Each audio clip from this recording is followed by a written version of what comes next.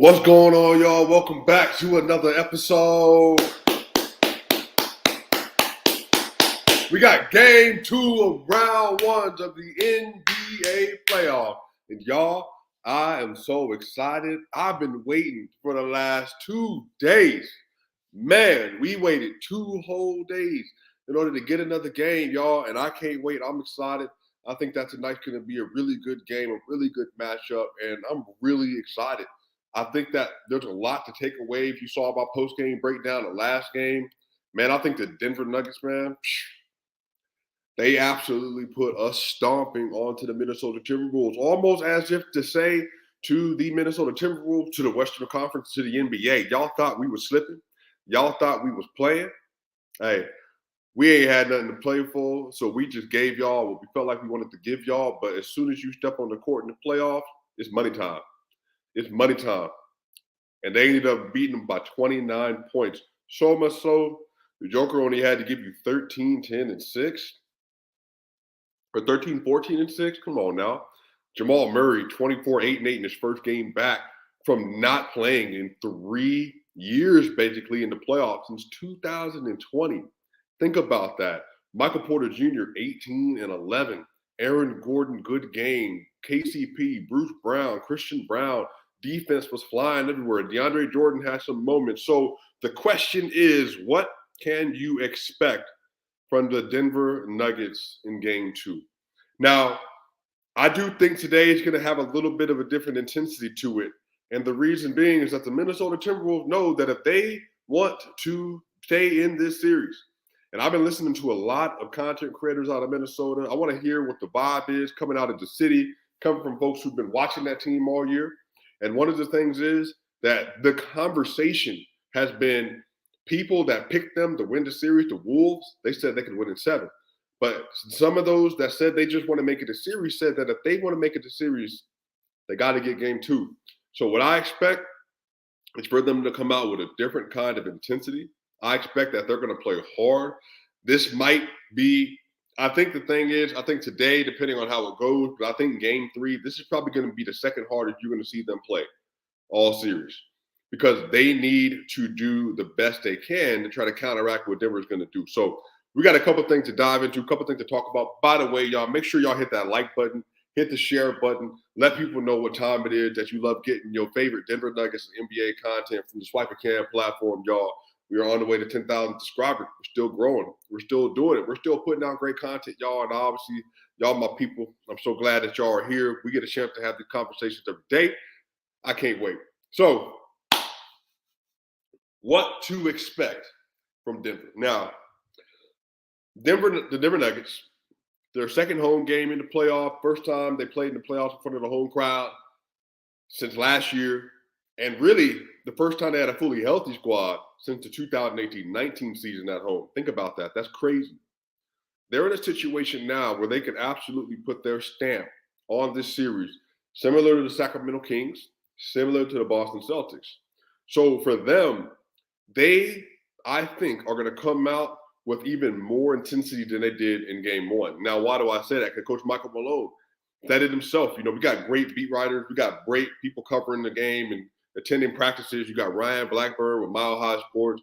You got DNVR, Harrison Wynn, and you got Brennan, and you got Adam, and you got Superstar Dev. And then on top of that, man, you know, you got Mike Singer with the Denver Post. You got Denver Sports. There's a bunch of folks that are doing really great work. But they got an interview with Coach Michael Malone. They said that you can expect the energy to turn up a little bit this game because we got to make sure that we're setting the tone. Because he expects them to come out and to fight. Because Anthony Edwards said the other day that they got embarrassed. And if you get embarrassed on the NBA court in the playoff, you better believe that next game, you coming for blood. Because you want to set a message that we ain't soft and that just because you're the 1 seed, we are not scared of you. So I expect the Denver Nuggets not to match that energy. I expect them to overtake that energy. And you do that by being aggressive defensively, meaning that when they try to run pick and roll, KCP, Jamal, Bruce, Gordon, that you are not letting them get around those screens without getting right on that hip. And you ride them all the way around the screen. Jokic playing up at that level. Jokic playing aggressive and drop. making sure that your feet work is correct, that your footwork is correct, that your hands are in good place. And I think defensively, you have to set the tone from the start of the game that you aren't going to get anything easy. Aaron Gordon, your matchup's going to be Karl Anthony Towns. He's going to try to get some shots off. You have to be stronger and more physical than him. Don't let him get nothing easy. Now, again, this doesn't mean foul. But what this does mean is you set the tone that he's not going to get any easy shots, especially at the rim. And I think on top of this, the other part of this with defense, there's a physicality the Denver Nuggets have to play with because they are the more physical team. You know, I said this on Twitter, but one of the things about the Denver Nuggets is I think a lot of people sleep on just how physical they are. And you don't know how physical they are until you play them. And they have an opportunity to set a real tone that we're going to dominate the glass on the offense and defensive glass. We're going to dominate paint points, and then we're going to dominate defensively. And what that means is that basically, look, like in the trenches, kind of like football, if you play football, you know, you got your trenches between your offensive lineman and your defensive line. That sets the tone for the rest of the game. Because if you win the trenches, then you win the physicality battle. That means you can basically do whatever you want throughout the entire game. So I want the Nuggets to win the battles in the trenches, and I expect them to do that tonight. On the other side of this, they're going to have a lot of great opportunities. I think Joker, he has mentioned that this is not going to be a great post-up series just because I don't think he feels like he has to.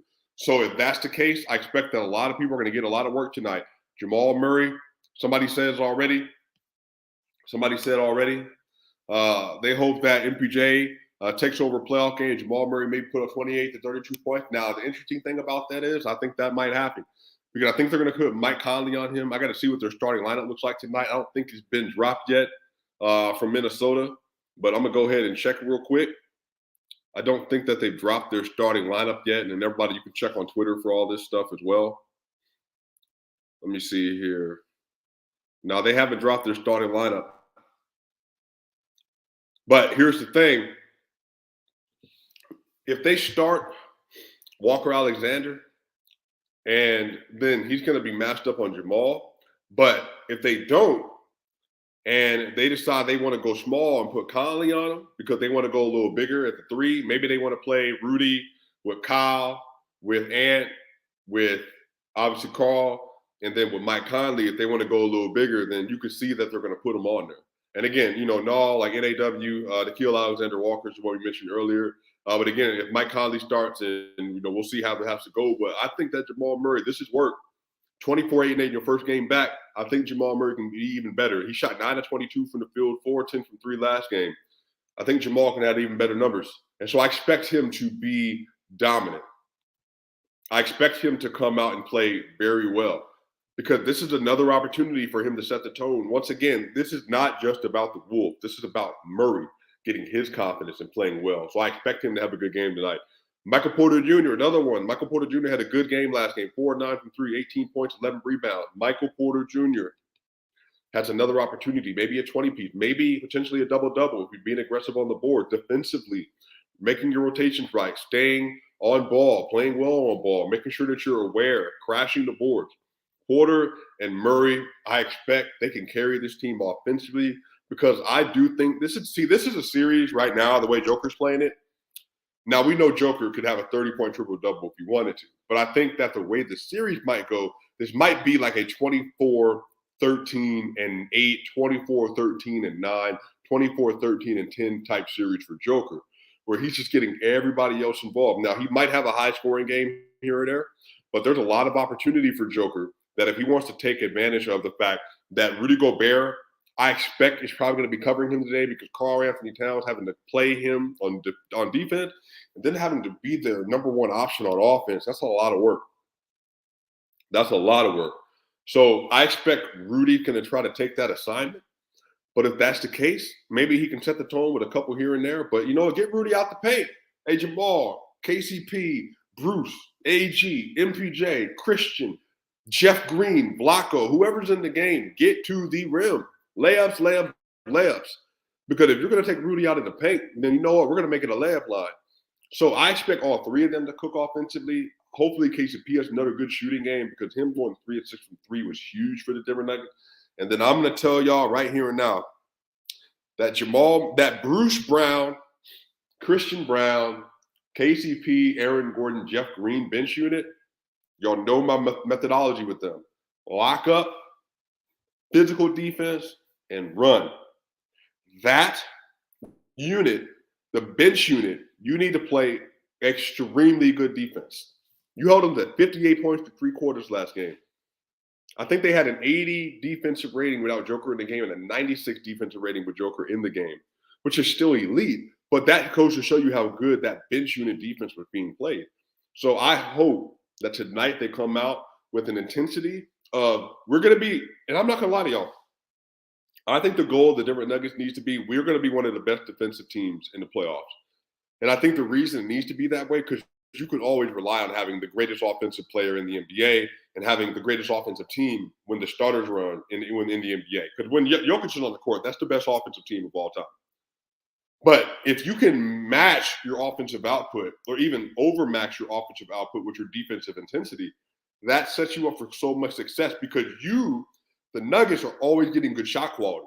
But if the other team is having difficulty getting layups, getting dunks, and everything they're doing is like contested closeout three-pointer, contested mid-range, or rush shots, that's huge. And you limit them in transition by taking good shots.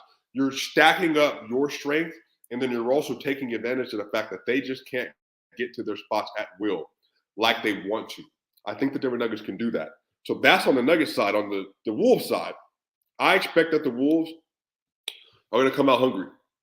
I think the Wolves are going to come out hungry. They're going to come out at it like a team. If I was them, that I want to show you that 29-point win was an aberration. Anthony Edwards, I want to get you going really early. We're going to get you in some pick and roll. We're going to get you off some spot ups. We're going to get you to the basket. And then Karl Anthony Towns, man, hey, you know what? You didn't shoot well last game. You were 2 of 11 at one point. How can we get you going early? Maybe get you a runoff, a start off three. Let's just get you like a pin down, run you off an action, do a pick and pop.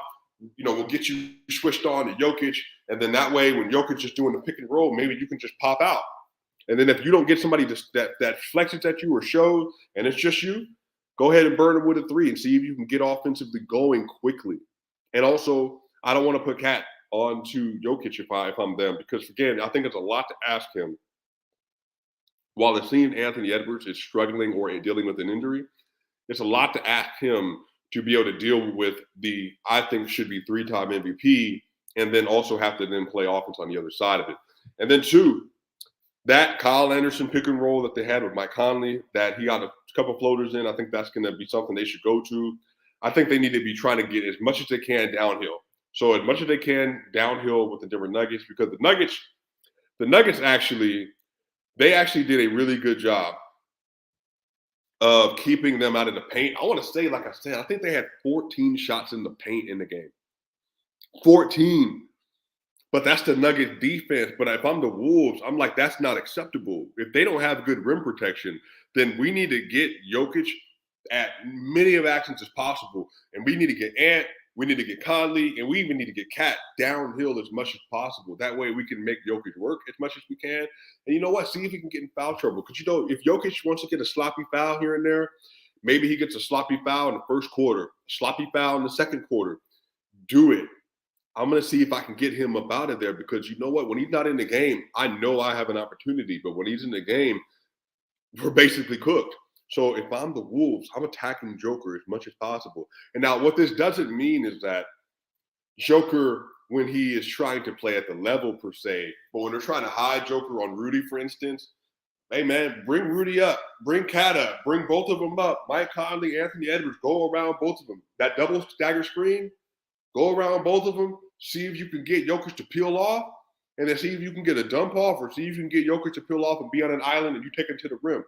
So I think their strategy should be try to wear him out. Now, this again, do I think that's going to work? No. But if I'm the other team, then I think that they need to be targeting Jamal Murray and Joker, because you want to try to get them as tired as possible. But at the same time, because of the way the Nuggets play defense, that's still going to be very difficult for you to do. But that's the goal. And then the other side of this, I think defensively, do you want to live with Joker and Rudy Gobert 1v1? Maybe we do. But would you rather Joker is cooking one-on-one, or would you rather have an opportunity to say, we're going to make you as little and as limited as possible, give you a little impact as possible, and see if Jamal Murray and Michael Porter Jr. everybody else wants to beat us. But here's the thing that I think is working against them: not having Jaden McDaniels, and as good as Nickeil Alexander-Walker is, as good as they are as defenders, because of the way the Nuggets play, you're not going to get a lot of isolation attempts with Jamal Murray. And so that's what makes it so difficult, because you're not getting Porter in isolations either. And if you are getting Porter in isolations, you're likely getting a pull-up three, or you're getting a closeout, and he's pump faking, he's getting to the rim for contact, for a dunk, or for a layup. So I think that they need to try to target Jokic, try to target Murray, put them in as many actions as possible, and just utilize your athleticism, especially in hand. See if you can get downhill. Again, that's if his shoulder allows him to do that. So that's that with them. I also think, too, that, man, if Jokic isn't in the game, Karl Anthony Towns, you get in there and you try to hammer Jeff Green, Aaron Gordon, or Zeke Naji if he's in the game. You just hammer them, because I'm going to make them feel every single rep they don't have Joker in the game. But because you're not here, I want to see if I can maximize the point outage that we're going to get by having you in the game. So I'm probably staggering Conley and Cat. I'm probably taking Rudy off the court. Rudy, you're basically going to be attached to the hips with Joker. But I'm going to see if I can get them as many scoring opportunities as possible, because they're going to switch a lot, the Denver Nuggets are. So you can see how you can do that. So then the last question is, and then we'll get to the game predictions. The last question is, how does Denver solve this? So for me, Jokic has to be fundamentally sound in his drop coverage, which has been a consistent theme that we talked about. Because we talked about this in December when they had the 28th ranked defense in the NBA before they went on that crazy, 3-month spike where they were the top 6 defense. They have to get to a point where Joker is playing fundamentally sound defense and drop, because right now, Mike Conley, he's going to try to get to that floater. Anthony Edwards is going to try to get your hips turned and get you to the basket. But you have to be able to utilize your size to keep both of those actions from happening, and at least be able to contest Mike Conley on a floater. But what I'll say is, too, is that if they're going to try to be uber aggressive and use that against him, and then on the other side of the court, if they're going to try to play both those bigs on the court, I'm about to optimize this spacing like crazy. Because guess what my first substitution would be if I was Michael Malone? Bet. You're going to have these 2 bigs in the game? All right. Bruce Brown, go ahead and go in there for Jamal or for KTP, depending on how good they're playing at that point in time. Because, Jamal's hot, he'll keep him in. And then Porter, you slide down to the 4. AG, you come out because you're going to be with Jamal on the bench. And we're going to put Christian Brown in there. And it's going to be Bruce Brown, KCP, and Michael Porter Jr., Christian Brown, and Nikola Jokic. That way, them Rudy Gobert minutes, they cooked. Because we want to see if we can get Rudy to go all the way out, have to deal with Porter. Or if you want to go small and it's you and Taurean Prince and Kyle Anderson or whatever your mix-up is going to be, then I'm going to see if I can put you as many actions as I can, because I think Porter can win those matchups. But Joker, with just Rudy Gobert, you're done. And then on top of that, if you are using that lineup, you have a non-scoring threat in Rudy Gobert. And then on top of that, they're also smaller on the perimeter. So for me is, how can you take advantage of the lineup construction that they have on the court? And I think a lot of that is by utilizing the spacing and athleticism that the Denver Nuggets have. Because with 3+ defenders, with Bruce, Christian, and KCP, and then you have them with Porter and with Jokic, you have cutters, people that are getting to the rim. Matter of fact, I would say all 5 of those players can apply paint pressure to a degree. I would say the best at it on the perimeter is Bruce. The next best would probably be KCP. Christian can also do it, and then Porter can also get to the rim when he needs as well. So you have 4 cutters. You have at least 3 shooters. Bruce Brown is iffy, but Christian can shoot decently well. Bruce can shoot decently well, and KTP and Michael Porter Jr. are elite shooters, and then you've got Joker. That lineup, I really love the variation of how that would look. And then on top of that, how do you counteract with Karl Anthony Towns minutes when there's no Joker? I'm not going to lie to you, man. I liked what DeAndre Jordan did this last game. Now, I'm not saying that I would immediately go to that, but if Aaron Gordon, because that front court would be Aaron Gordon, Jeff Green, and then it would have Christian Brown with Bruce Brown and Jamal Murray more than likely. So if you have that unit out there, or if Jamal's out, they want to put KCP in. If you have that lineup out there, then I want to see Aaron dominate that matchup by you cut, and you close out, and you contest, and you see if you can cause as many missed shots as possible, and you run because they don't have the foot speed to keep up with you. And I think especially for Jamal, I don't know if y'all remember the Milwaukee Bucks game, but this play, it sticks out to me like crazy because so you have a stagger, which is one. Like you could have a stagger, which is basically like you have two players, and then you'll have maybe if you whoever their weakest defender is, you put them on the edge. So say it's Mike Conley or something, and so then you'll have your player Jamal, whoever's guarding him, which is Nikhil, and then let's say you have Karl Anthony Towns and Joker, and then you'll have KCP and Mike Conley. Then Jamal basically will come off that stagger screen and then literally try to see if they can get Conley on him and get a one-on-one situation. In this instance, though, Milwaukee Bucks, they brought three screeners for three stacks. And they had Jamal from the top of the half court just work all the way down the hump to see if he can get a wide open three-pointer. So for me, I would love to see the Nuggets taking advantage of Karl Anthony Towns in space. Because if Cat's going to try to maximize his offensive production with no Joker, then we're going to hammer him on defense because you cannot protect the paint. And so that means you got Taurean Prince in there.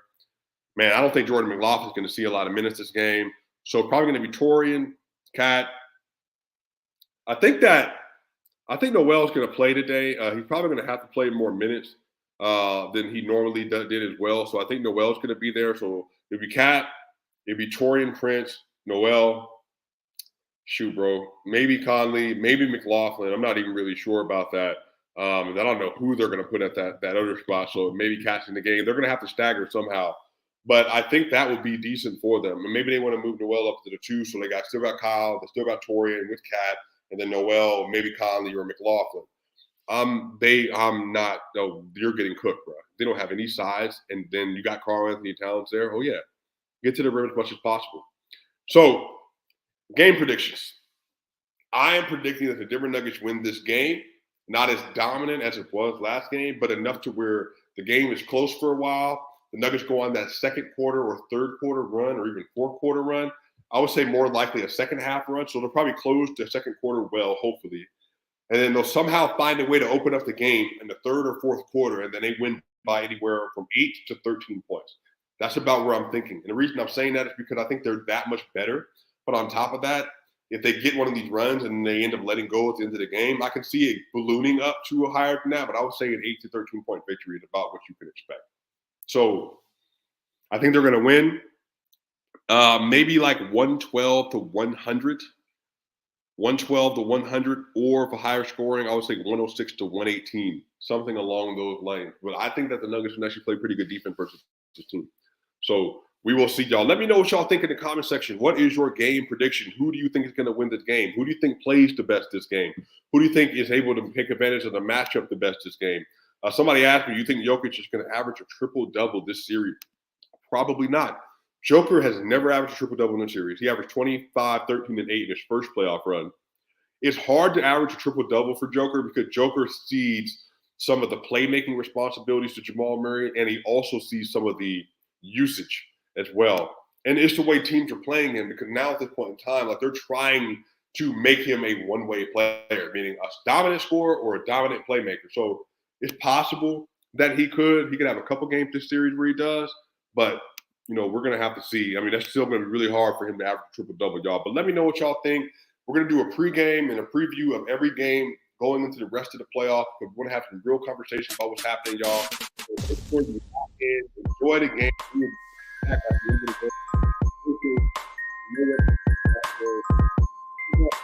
See y'all soon. Go Denver Nuggets.